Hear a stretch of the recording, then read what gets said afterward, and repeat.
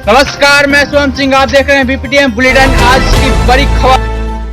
Bulletin की शुरुआत करते हैं कोरोना अपडेट के साथ। कोरोना वायरस के खिलाफ भारत की जंग रंग लाती दिख रही है। देश में कोरोना के खिलाफ महामारी के चपेट में आने वाले लोगों की संख्या की लगातार गिरावट देखी जा रही है। लगातार 5वें दिन 70,000 से कम कोरोना एक्टिव केस सामने आए। स्वास्थ्य मंत्रालय के ताजा आंकड़ों के अनुसार पिछले 24 घंटों में 60,753 नए कोरोना केस सामने आए। पॉजिटिविटी रेट में भी बढ़ोतरी हुई और 1647 संक्रमित की जान चली गई। ये दुख की खबर है। वहीं बीते दिन 97,743 लोगों की कोरोना से रिकवरी कर लिए हैं, मतलब कि कोरोना को मात दिए, डिस्चार्ज हो गए। वहीं आपको बता दें कि कोरोना के लगातार संक्रमण के बीच अब दूसरा दौर जो है खत्म होता दिख रहा है। वहीं टोटल केस की बात करें तो 2,98,23,546 हो गई है। वहीं कुल डिस्चार्ज की केसेस 2,86,78,390 पहुंच चुके हैं। वहीं कोरोना की अपडेट देखें तो टोल पूरे देश में 3,85,137 लोगों की कोरोना की वजह से जान चली गई है। वहीं कोरोना वायरस के एक्टिव केसेस की बात करें तो 7,60,019 एक्टिव केसेस रह गए हैं। लगातार एक्टिव केसेस में जो है गिरावट देखने को मिल रही है। वहीं आपको बता दें कि देश में कोरोना के खिलाफ जंग जारी है और हम सभी को मिलकर इस जंग में लड़ना। वहीं डॉक्टर लगातार लगे हुए हैं कोरोना से ठीक करने में मरीजों को। वहीं वैक्सीनेशन के भी काम प्रारंभ है और टेस्टिंग के भी काम लगातार जारी है।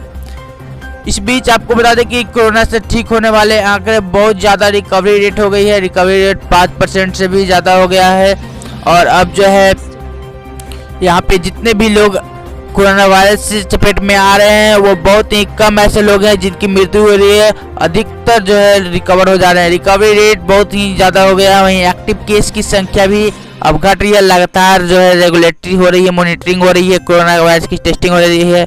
वहीं 3T की यहाँ पे बात की गई है कि टेस्ट, ट्रैक और ट्रीट की जो काम है वो लगातार जारी रहनी चाहिए। और इसके साथ जो है बहुत से जगहों को अनलॉक कर दिया गया है और बहुत से पाबंदियों को हटाया गया है। लेकिन जो है 3T के काम, टेस्ट, ट्रैक और ट्रीट की काम लगातार जारी। हर एक जगह से सैंपल कलेक्ट किए जा रहे हैं और कोरोना की टेस्टिंग ली जा रही है। वहीं अब देखें तो लोग भी जागरूक हो गए हैं। अब कोरोना की जांच, थोड़ा सा भी संदेह लगता है तो वो जांच करवा रहे हैं, जिससे देश को कोरोना के दूसरी लहर से लड़ने में मदद मिल रही है। लेकिन बहुत से जगहों पे छूट देने के बाद लोग लापरवाह हो गए हैं और वहाँ पे जो है टेस्टिंग की जा रही है तो फिर केस बढ़ रहे हैं। इससे जो है तीसरी लहर का खतरा सामने आ रहा है। वहीं अभी लगातार टीकाकरण का भी अभियान जारी है और जिससे कोरोना की दूसरी लहर से राहत मिलने की खबर आ रही है।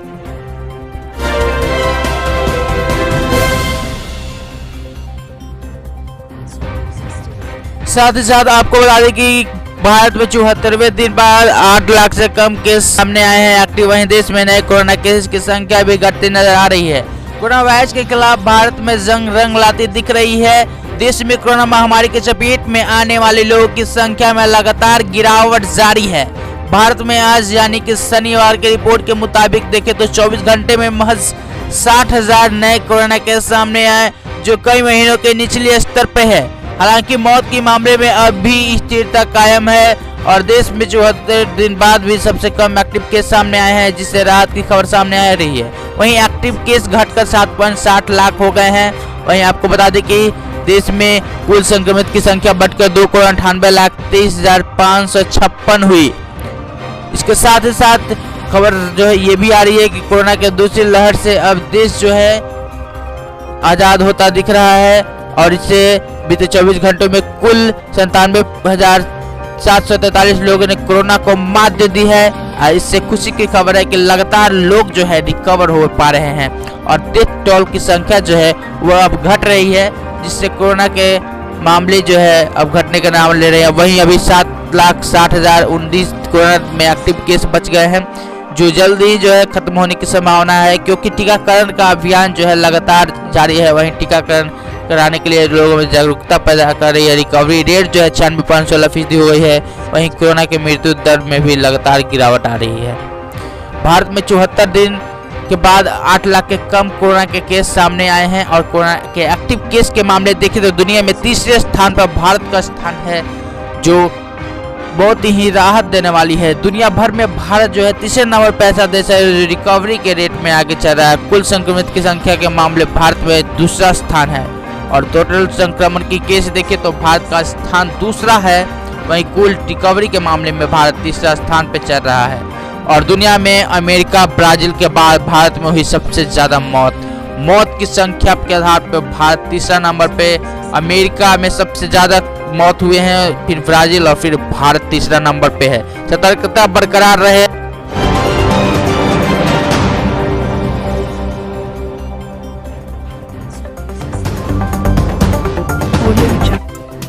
वहीं आपको बता दें कि जून के महीने में भारत को कोरोना के दूसरी लहर से थोड़ी राहत मिलती दिख रही है, लेकिन यह पूरी तरह से मंद नहीं पड़ी है। इस बीच भारत में कोरोना वायरस की तीसरी लहर आने की आशंका जाहिर की जा रही है और अब एम्स के चीफ रणदीप गुलेरिया ने बयान दिया है कि अगले 6 से 8 हफ्तों में यानी कि 2 महीने के अंदर भारत में कोविड-19 की तीसरी लहर यानी कि थर्ड वेव दस्तक दे सकती है।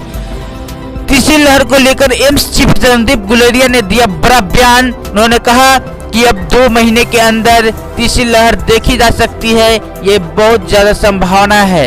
कोरोना की दूसरी लहर से मात मिल गई है, लेकिन तीसरी लहर से सचेत रहने की जरूरत है। 6 से 8 हफ्तों के बीच दे सकती है कोरोना की तीसरी लहर दस्तक। रणदीप गुलेरिया ने अपने बयान में ये जानकारी दिया है। वहीं दुनिया भर में 40 लाख से ज्यादा लोगों की हो चुकी है कोरोना संक्रमण से मौत, जिसके देखते हुए हमें थोड़ा सा भी लापरवाही बरतने की जरूरत नहीं है। हमें कोरोना का टीका लेने के बाद भी पूरी तरह से कोविड-19 गाइडलाइंस का पालन करना है। अनलॉक के बीच कोरोना नियमों का पालन में दिखी जा रही है लापरवाही, गुलेरिया का यह बयान। उन्होंने ये भी कहा कि देश में लगातार जो है कोरोना के मामले भी ठीक हो रहे हैं, जिसके चलते अनलॉक किया जा रहा है और लोग लापरवाह हो रहे हैं। दुनिया भर में अब तक 40 लाख लोगों ने इसी की वजह से जान गंवा दी है और इसके लिए लापरवाही करते हैं और खुद अपनी जान जोखिम में डालते हैं। कोरोना से अभी भी सचेत रहने की जरूरत है। मरने वाले में भारत, अमेरिका और ब्राजील, रूस, मैक्सिको सबसे 50% लोग हैं और ये भारत तीसरा स्थान पे है जो मौत के मामला में आगे बढ़ रहा है। भारत में मौत की रफ्तार कम नहीं हो रही है कोरोना की वजह से। भारत में पिछले 24 घंटे में आए सामने के 60 लाख से ऊपर हैं। जून महीने में अभी राहत मिलते दिख रही है, लेकिन इसे थोड़ी सी भी सचेत रहने की जरूरत नहीं है। भारत में कोरोना के एक्टिव केस लगातार घट रहे हैं, लेकिन ये दूसरी स्टेज के लिए बहुत ही राहत की बात है। वहीं तीसरी स्टेज से भी सचेत रहने की जरूरत है, क्योंकि थर्ड वेव कब आए भारत में ये कहा नहीं सकता। वहीं हमारा कामना है कि थर्ड वेव ज़्यादा प्रभाव न डाले।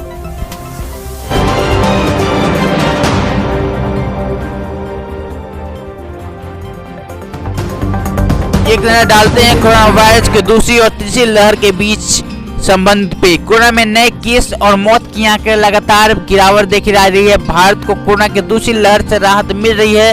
वहीं देश भर में दिनों दिन कोरोना की रफ्तार मंद पड़ती जा रही है, लेकिन इस बीच एम्स चीफ सहित कई एक्सपर्ट ने यह कह चुके हैं कि भारत में कोरोना की तीसरी लहर टाली नहीं जा सकती।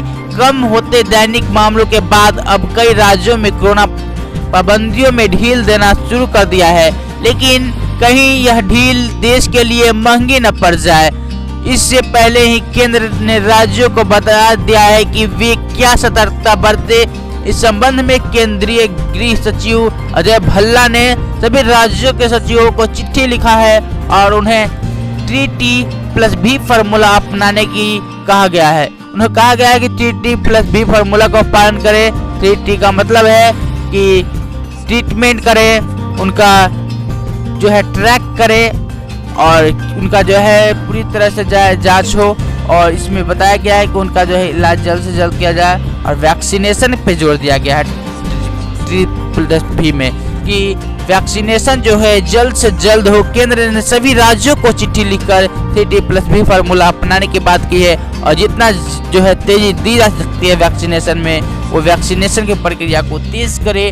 वहीं ग्रामीण इलाकों में अब घर घर गांव-गांव जाकर वैक्सीनेशन की अभियान चालू करने के लिए कहा गया कि जो भी स्वास्थ्य केंद्र है गांव से नजदीक, वहां पे भी टीकाकरण अभियान के आगाज किया जाए, जिससे टीकाकरण में रफ्तार आए और लोग सचेत हो सके। वहीं टीकाकरण के लिए लोग को जागरूक किया जाए, ये भी अभियान चलाया जा रहा है। कई जगहों पर प्रतिबंधों में ढील देने के बाद सार्वजनिक स्थलों पर बहुत ज्यादा भीड़ देखा जा रहा है और जो है चिंता का विषय बनते जा रहा है कि कहीं ये बाजार में भीड़ जो है कोरोना की तीसरी लहर को दस्तक न दे दे और इससे हमें सचेत रहने की बहुत जरूरत है। दुनिया भर में अब तक 40 लाख से ज्यादा लोगों ने जो है जान गंवा दी है और कोरोना जो है एक खतरनाक बीमारी है, एक वैसा वायरस है जो फैलता ही जा रहा है। वहीं इसके अलग अलग वेरिएंट देखे जा रहे हैं। एक वैक्सीनेशन तैयार करने के बाद भी ये वेरिएंट जो 100% काम नहीं कर पा रहा है। मरने वाले में भारत, अमेरिका, ब्राजील और रूस में इसको के 50% से ज़्यादा लोग शामिल हैं। सबसे ज़्यादा मौतें इन्हीं चारों देशों में हो रही है और यहाँ पे लापरवाही जो है बहुत ज़्यादा बढ़ता गया, लेकिन अब कुछ जो है सख्ती देखी जा रही है। वहीं अनलॉक के बाद भी बाजार में फिर से वही रूप देखने को मिल रही है। बीते 24 घंटों में सामने आए 60,753 नए मामले और ये जो है अभी एक्टिव केस में गिरावट देखने को मिल रही है। सचेत रहें, सावधान रहें और अपना ख्याल रखें क्योंकि कोरोना जो है लापरवाही बरतने वाली नहीं है।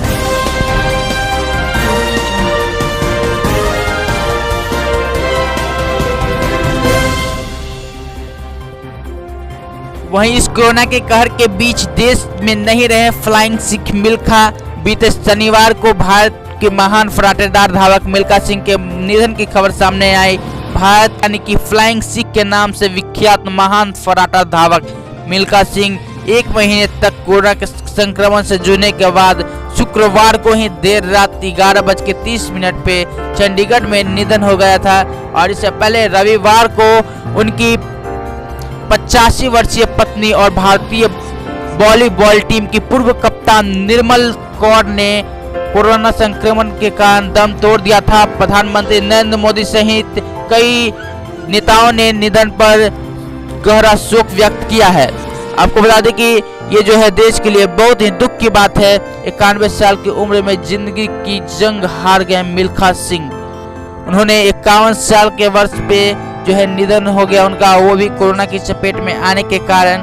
वहीं देश के बहुत जाने माने नेताएं भी उनको जो है निधन पे शोक व्यक्त किया है। देश के राष्ट्रपति रामनाथ कोविंद जी शोक व्यक्त किए हैं। वहीं इनके साथ बड़े बड़े लोग भी इनके जो है मौत पे दुखी व्यक्त कर रहे हैं, लेकिन इनके दुख व्यक्त करने से हमारे देश के ये जो है गौरव वापस नहीं आ सकते हैं क्योंकि कोरोना की वजह से इनका निधन हो गया है, जो बहुत ही दुख की खबर है। प्रधानमंत्री नरेंद्र मोदी ने भी इसके खिलाफ इनके लिए बहुत ही शोक व्यक्त करते हुए ट्विटर पर ट्वीट किया है कि इनके जाने से हमें बहुत खेद है। हमारे देश के लिए एक गौरव और सम्मान की बात थी, जो बहुत बड़े एथलीट थे और बहुत अच्छे धावक थे। इससे पहले रविवार को उनकी पत्नी निर्मल कौर को भी कोरोना से ही निधन हो गया। इसलिए कोरोना से हमें सचेत रहने की ज़रूरत है। अगर रहे सचेत रहें क्योंकि कोरोना जो है लापरवाही बरतने की चीज़ नहीं है। भले ही कोरोना के दूसरी लहर से हमें राहत मिलती दिख रही है, लेकिन अभी भी हमें सचेत रहने की ज़रूरत है और कोरोना की वैक्सीनेशन पे जोर दिया जा रहा है, तो हमें वैक्सीनेशन भी करवाना चाहिए। एशियाई खेलों के 4 बार स्वर्ण पदक विजेता मिल्खा सिंह रहे थे। एशिया में 4 बार जो है स्वर्ण पद से सम्मानित किए जाने वाले मिल्खा सिंह का निधन हो गया शुक्रवार को और ये जो है हमारे देश के लिए बहुत ही दुख की बात है और हमारे गौरव थे हमारे देश के। ये मिल्खा सिंह बहुत ही तेज धावक थे और इन पे एक मूवी भी बनाई गई थी जो बहुत ही ज़्यादा हिट भी रही थी। ये मिल्खा सिंह की जो है एक मोटिवेशन है जो लोगों को प्रेरित करती है अपनी बुलंदी को छूने के लिए। वहीं आपको बता दें कि देश के जाने माने राजनेता सहित देश के राष्ट्रपति, प्रधानमंत्री, वहीं अलग अलग राज्यों के सीएम ने भी इनके मृत्यु पर शोक अदा किया है और अपने ट्विटर हैंडल से ट्वीट किया है। मिल्खा सिंह के निधन पे हमारे देश के राष्ट्रपति रामनाथ कोविंद जी ने ट्विटर हैंडल पे अपने ट्वीट करते हुए दुख व्यक्त किया और उन्होंने लिखा है, मिल्खा सिंह हमारे देश के लिए बहुत बड़े धावक थे और हमारे परिवार के समान थे और उनको निधन से हमारे दिल को बहुत ही आहत पहुंचा है और हमारे खेल जगत को जो है बहुत बड़ा नुकसान हुआ है। और रामनाथ कोविंद जी ने यह भी कहा कि वो हमारे परिवार के सदस्य के जैसे थे। उनके जाने से हमारे देश का एक आइकन जो है चला गया है और हमारे लिए बहुत ही हिम्मत का प्रतीक थे और उनके जनरेशन के लिए वे एक मिसाल थे और उनका मौत के कारण हमारे दिल को बहुत ठेस पहुंचा है। वहीं प्रधानमंत्री नरेंद्र मोदी ने भी दुख व्यक्त करते हुए कहा कि मिल्खा सिंह के जाने से हमारे देश को जो है बहुत ही नुकसान सहना पड़ा है और उनके जाने से जो है हमें बहुत ही ज़्यादा दुख पहुंचा है और उनका एक खास हमारे दिल में एक पहचान था जिसके कारण वो हमें बहुत ही याद आ रहे हैं और उनके लिए हमें बहुत ही दुख व्यक्त हो रहा है। वो एक इंस्पायरिंग पर्सनालिटी थे जो देश के युवाओं को एक नई सोच दे रहे थे। उसके साथ ही साथ अमित शाह ने भी अपने ट्विटर हैंडल से ट्वीट करते हुए कहा कि उनके जाने से हमें बहुत ही दुख है और वो एक स्पिरिट थे, फ्लाइंग सिख के नाम से जाने जाने वाले विख्यात थे पूरे देश भर में और वो ऐसे थे जिसके कारण वो एक मोटिवेशन के लिए काम। वहीं मैं इससे बहुत ही ज़्यादा दुखी हूँ।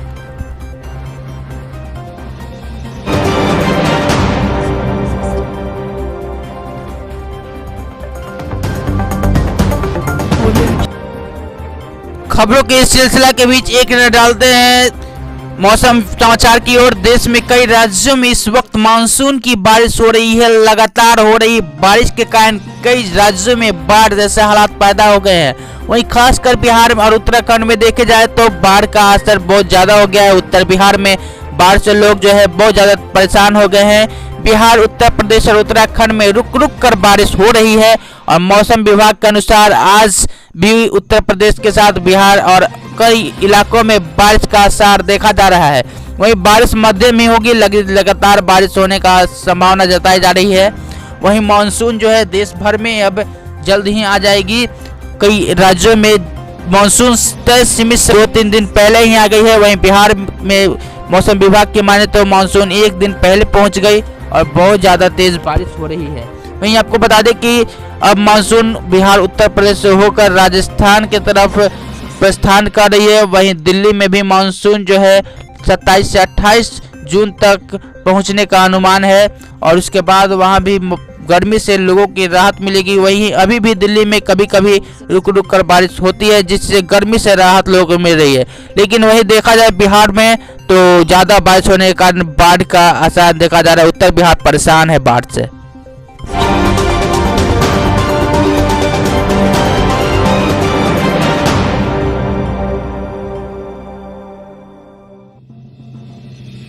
वहीं एक तरफ उत्तर बिहार परेशान है बाढ़ से, वहीं दूसरी तरफ देखें तो पूरे देश में बारिश के कारण नदियों में जल स्तर लगातार वृद्धि हो रही है। उत्तराखंड के में पिछले 2 दिनों में लगातार हो रही बारिश से तबाही मचा रही है। मानसून बरसात के बाद गंगा, अलकनंदा, मंदाकिनी, पिंडर आदि नदियों उफान मार रही है। बारिश के चलते रुद्रप्रयाग में अलकनंदा व मंदाकिनी की जलस्तर खतरे के निशान पर पार कर गया है। प्रशासन ने रुद्रप्रयाग व श्रीनगर में नदी किनारे रहने वाले सुरक्षित स्थलों पर जाने का अलर्ट कर दिया है और उन्होंने कहा है कि जो है यहाँ पर भी बाढ़ का असर देखा जा सकता है। रुद्रप्रयाग में अलकनंदा व मंदाकिनी की जलस्तर खतरे के निशान के ऊपर। पूरे देश में बारिश के कारण नदियों का जलस्तर लगातार वृद्धि हो रही है और यहाँ पे भी अलर्ट जारी कर दिया गया है कि वो कहीं सुरक्षित जगह पे चले जाएं और ये भी असर दिखाया जा रहा है कि यहाँ पर भी बाढ़ आने की संभावना है क्योंकि लगातार बारिश के कारण ये हो सकता है। वहीं ऋषिकेश में भी गंगा का जलस्तर बढ़ने से बारिश के कारण सतर्कता दिखाई जा रही है कि जलस्तर लगातार बढ़ रहे हैं और जो पानी की जो धारा है उनकी भी रफ्तार तेज हो गई है। मौसम विभाग ने अगले 72 घंटे तक के लिए जारी किया है बारिश के येलो अलर्ट। उन्होंने ये भी बताया कि यहाँ पे भी बारिश लगातार हो सकती है जिससे नैनीताल, रुद्रप्रयाग, चमोली, पिथौरागढ़ जिले में अलर्ट।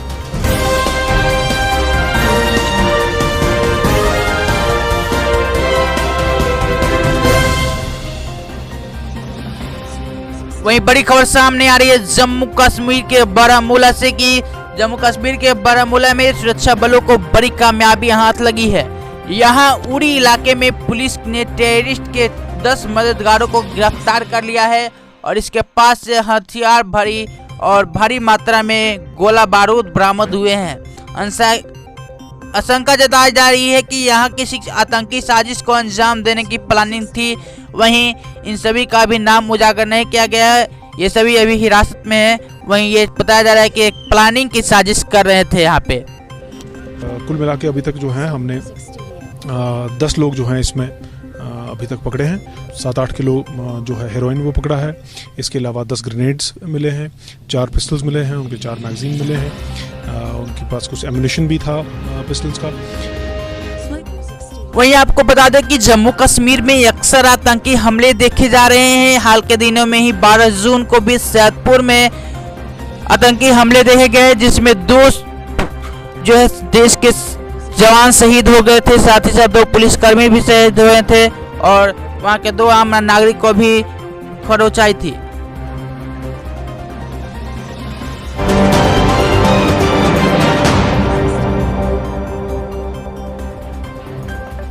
वहीं राजनीतिक दुनिया से बड़ी खबर सामने आ रही है कि लोक जनशक्ति पार्टी का राष्ट्रीय अध्यक्ष चुने जाने के बाद पशुपति कुमार पारस एक्शन में है। पशुपति पारस ने लोजपा के सभी कमेटी और प्रकोष्ठ भंग कर दिए हैं, साथ ही 8 लोगों की राष्ट्रीय कार्यकारिणी बनाई है। सांसद महबूब अली कैसर की वीणा देवी की कार्यकारिणी का उपाध्यक्ष बनाया गया है। साथ ही साथ उन्होंने चिराग पासवान को बैठक कर कहा कि राष्ट्रीय कार्यकारिणी भंग हो तो इस बैठक का कोई औचित्य नहीं है।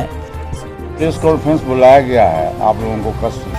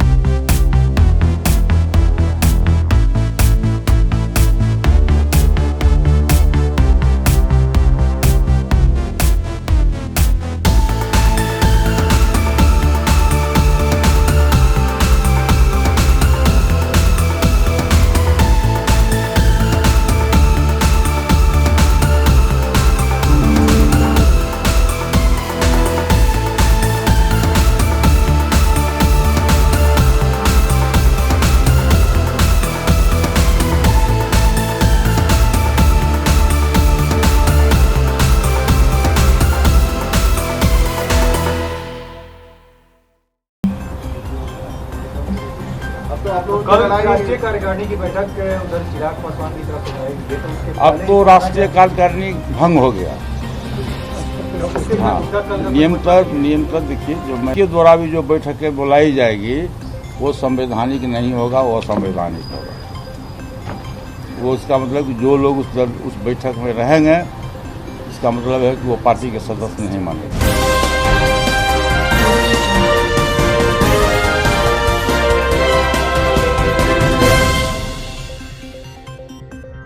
खबरों के सिलसिला के बीच हम आपको बता दें कि बिहार के मुख्यमंत्री श्री नीतीश कुमार ने बिहार के मुख्यमंत्री युवा और महिला उद्यमी योजना का शुभारंभ किया। ये एक नई योजना है जिसकी तरह युवाओं को बल मिलेगा।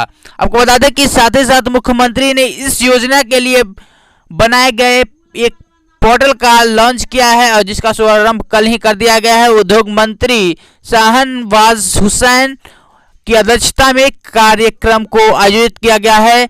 इस योजना के तहत सरकार ने ऐसे युवाओं और महिलाओं की मदद करने की बयान किया है। इसमें कहा है कि नया बिजनेस शुरू करना चाहते हैं कोई भी युवा, तो इस योजना के तहत सरकार 10 लाख तक की वित्तीय सहायता प्रदान करेगी।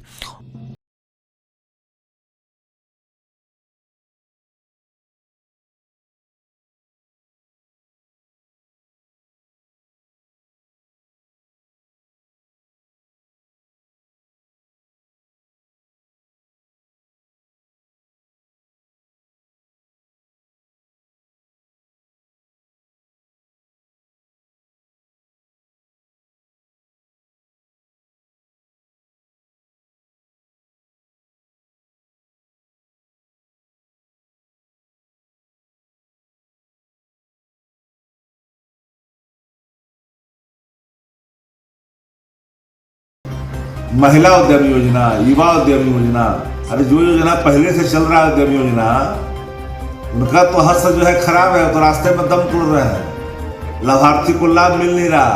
अरे क्या रोजगार करेगा? बिहार में कौन सा उद्योग है? हमको बता तो दे कोई। नौकरी की बात है, नौकरी देने में विफल मत हो रहा है तो आप उद्यम योजना का स्वांग रचते हैं। सब योजना खाली नामाकरण अगर कोई करना सीखे तो मुख्यमंत्री नीतीश कुमार जी सीखे, उसका हाथ तो रास्ते में दम तोड़ देता है। आदरणीय मुख्यमंत्री जी ने कल मुख्यमंत्री महिला उद्यमी योजना एवं मुख्यमंत्री युवा उद्यमी योजना का शुभारंभ किया। इससे निश्चित रूप से महिला सशक्तिकरण की जो बात करते हैं उसको और भी बल मिलेगा, स्वरोजगार की यह संभावनाएं और बढ़ेगी और हम सब लोगों को आदरणीय मुख्यमंत्री जी को धन्यवाद देना चाहिए। 16 साल से जो देख रहे हैं, नीतीश जी लोकार्पण तो खूब कर रहे हैं, लेकिन जो उद्योग धंधा बंद पड़ा हुआ है, जिसमें कि आप देख रहे हैं कि चाहे शुगर मिल हो, जूट मिल हो या अन्य उद्योग धंधा जिसमें किसी तरह का कोई काम नहीं किया जा रहा है, जिसमें कई लाख लोगों को रोजगार मिल सकता है, उस पर किसी तरह का कोई काम नहीं है। लेकिन एक केवल लोकार्पण करके और मीडिया का हेडलाइन बनना चाहते हैं, तो मैं नहीं समझता हूं कि ये स्वागत योग्य बात है। आप एक्चुअल काम कीजिए और एक्चुअल काम करके लोगों को रोजगार दीजिए, उनको रोटी दीजिए, उन्हें कपड़ा दीजिए, उन्हें मकान दीजिए, तब तो माननीय मुख्यमंत्री नीतीश कुमार जी ने उद्यमी योजना की 2 महत्वपूर्ण योजनाओं की शुरुआत की है, जो कि युवा और महिलाओं को दोनों को ही बहुत ज्यादा फायदा पहुंचाएगा। ऐसा मुझे लगता है कि पहले मुख्यमंत्री होंगे जिन्होंने महिला के बारे में भी इतना सोचा, और इसके लिए मैं अपने मुख्यमंत्री की बहुत बहुत आभारी हूँ। सिर्फ मैं ही नहीं बल्कि पूरे बिहार की एक एक महिलाएं उनकी आभारी होंगी, क्योंकि इस उद्यमी योजना के द्वारा न कि सिर्फ युवाओं को बल्कि महिलाओं को भी व्यवसाय करने का मौका मिलेगा और 10 लाख तक की अनुदान राशि उन्हें प्राप्त होगी, जिससे कि वो अपना व्यवसाय कर सकेंगी। और जब महिलाएं आत्मनिर्भर बनेगी तभी तो हमारा भारत आत्मनिर्भर बनेगा। महिला उद्यमियों की बात नीतीश कुमार जी का आईवास है। पिछले 16 साल में कोई उद्योग लगा है जो उद्यमी को तैयार कर पाए?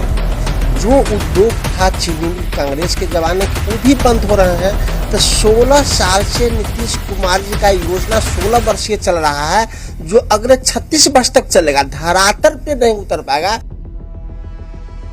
बिहार सरकार ने वुमेन एम्पावरमेंट के क्षेत्र में एक मिसाल कायम किया है। चुनाव के पहले हम लोगों ने 19 लाख नौकरियों का वादा किया था, और हम जो उद्यमशीलता के क्षेत्र में महिलाओं को जिस तरह से प्रमोट कर रहे हैं वो काबिले तारीफ है। 50% लोन माफ हम करेंगे, साथ ही उनको जिस तरीके से आसान किस्तों पर चुकाने की व्यवस्था की गई है, इससे वुमेन एम्पावरमेंट होगा। उन्होंने ये भी कहा कि सीएम महिला उद्यमी योजना की शुरुआत की है और इससे महिलाओं को शक्ति मिलेगी, बल मिलेगी। सीएम युवा उद्यमी योजना की शुरुआत कल शनिवार को किया गया था। वहीं नीतीश कुमार का यह बयान मिला है कि ये नए बिजनेस के लिए सेटअप करने के लिए 10 लाख तक की आर्थिक मदद सरकार की तरफ से युवाओं को दी जाएगी। बिहार में युवाओं के लिए बहुत ही अच्छा अवसर है कि यदि नया बिजनेस करना चाहते हैं, शुरू करना चाहते हैं, तो इस योजना के तहत 10 लाख तक के जो है फायदा उठा सकते हैं और उनको मदद मिल सकेगी।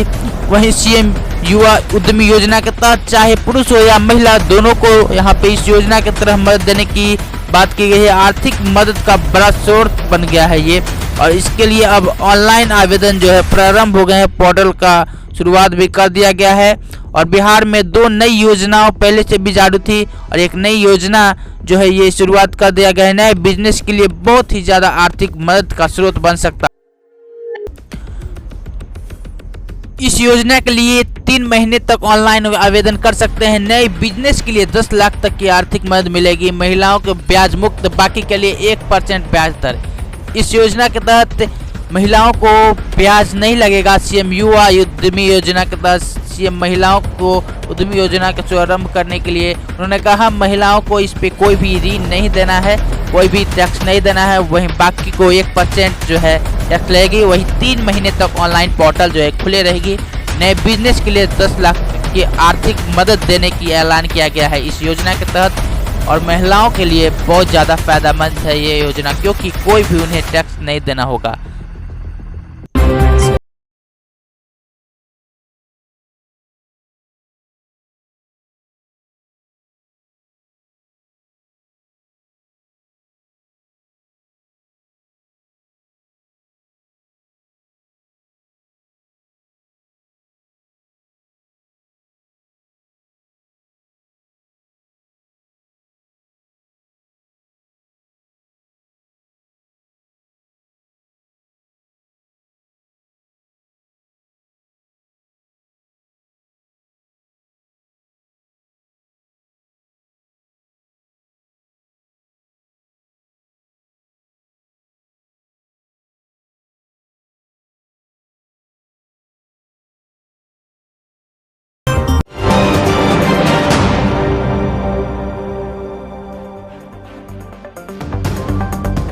वही बड़ी खबर सामने आ रही है असम से कि 2 से ज्यादा बच्चे हुए तो नहीं मिलेगा सरकारी योजनाओं का लाभ। सीएम हेमंत बिस्वा शर्मा का ऐलान।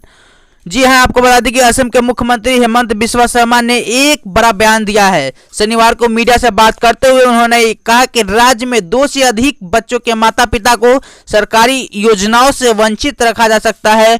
उन्हें साफ किया कि सरकार 2 बच्चों की नीति को चरणबद्ध तरीके से लागू करना चाहती है।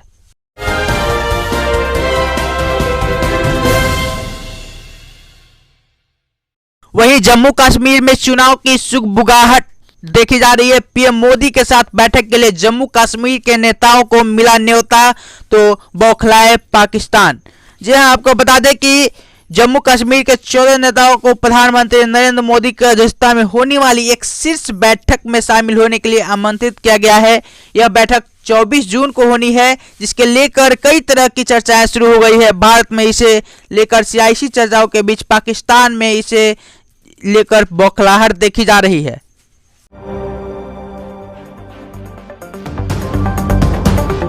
वहीं एक नजर डाल लेते हैं फिर से बिहार में बाढ़ की तरफ। बिहार में बाढ़ के कारण उत्तरी भारत सहित बिहार के इलाके प्रभावित है। गंडक नदी में भारी उफान, जलमग्न हुए आसपास के इलाके, जनजीवन प्रभावित।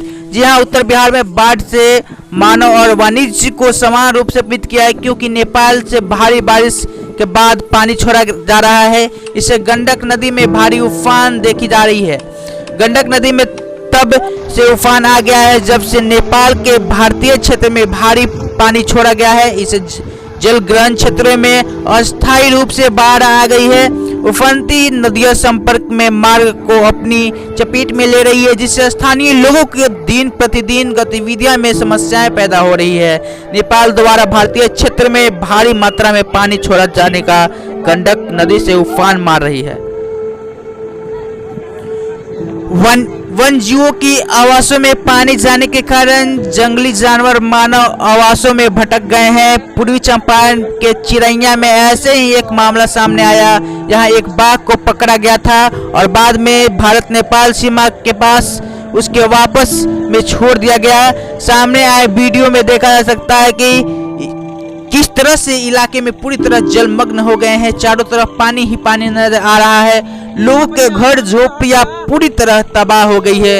लोगों को नाव का सहारा लेना पड़ रहा है। वाहन पानी में आधे डूबे डूबे से दिख रहे हैं। कई वाहनों को तो मकसद कर निकालना पड़ रहा है। वहीं नेपाल में ही 4 लाख क्यूरेस पानी छोड़ा है। नेपाल पानी छोड़ता है क्योंकि उसके जल निकाय सीमा से अधिक हो जाते हैं। इसके बाद डिस्चार्ज विल्मी नगर गंडक बैराज में भारत में प्रवेश करता है, जिससे इसका प्रबंधन पास के क्षेत्रों में रहने वाले जीवन और संपत्ति के लिए महत्वपूर्ण हो जाता है। और अभी जो है उत्तर बिहार में बहुत ज़्यादा बाढ़ से लोग परेशान हैं।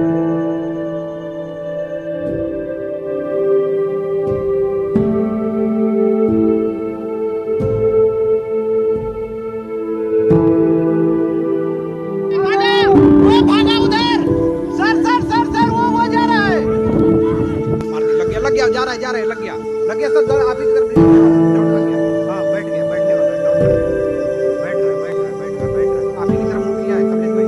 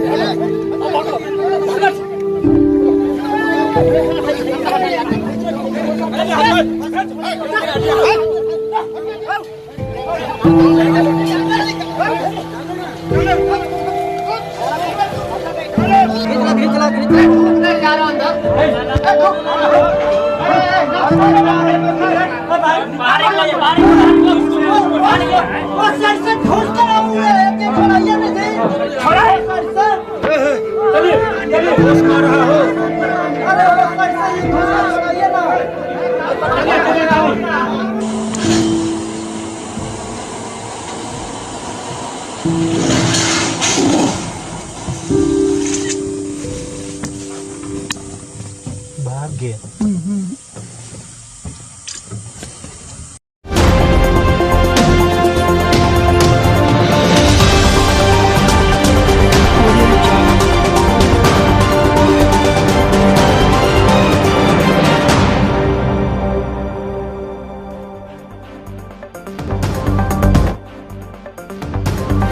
शेयर करिए अन्य लोगों के पास, अपने दोस्तों के पास, और हमारे वीडियोज को लाइक करिए जरूर से जरूर, और हमारे चैनल को भी सब्सक्राइब करिए आगे की हर एक अपडेट के लिए। जय हिंद, जय भारत।